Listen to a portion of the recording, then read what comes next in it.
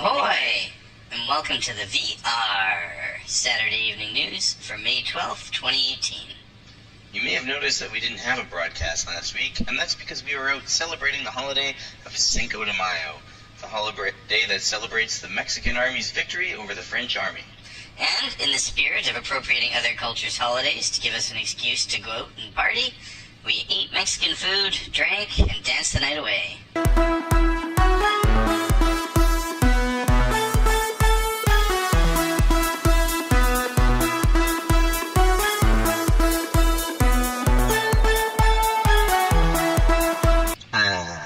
Good times.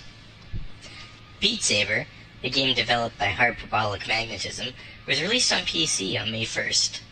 Beat Saber is a rhythm game akin to Audio Shield, except instead of punching the notes, the player uses a laser sword to cut them in half. The battle for market share in the virtual reality standalone HMD market kicked off this week as both the Oculus Go and Lenovo Mirage Solo started shipping. For more detailed information and the specs on each HMD, please check out our website. Ultimately, the Oculus Go has the price advantage, while the Lenovo Mirage Solo has the technology advantage.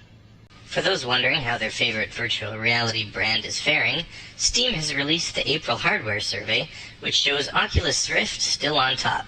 However, they lost a small percentage of market share, which was picked up by the HTC Vive. Windows Mixed Reality still sits around 5%, suffering around a third of a percentage drop over the previous month.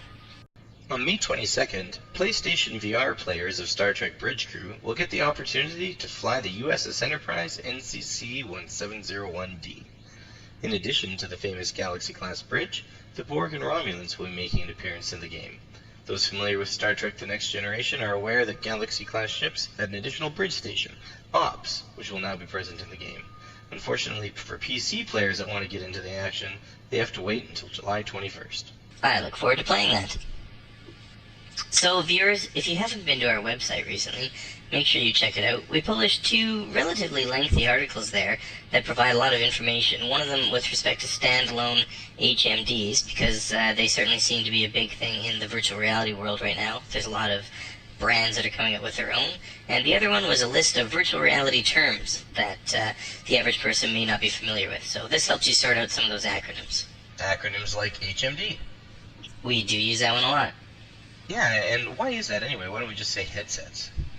Me, personally, I feel like headsets, especially since we talk about a lot of gaming in virtual reality, and headsets is usually what you refer to, you know, the ears and microphone, that kind of thing. So in an effort to not confuse people, maybe we end up confusing them by, saying HMD all the time. But if they have our handy-dandy article as a reference, then maybe they won't have that problem.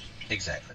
And speaking of the website, make sure you visit for more virtual reality news and reviews. It can be found at www.varr.tech. That's www.vr.tech. Good night. Good night.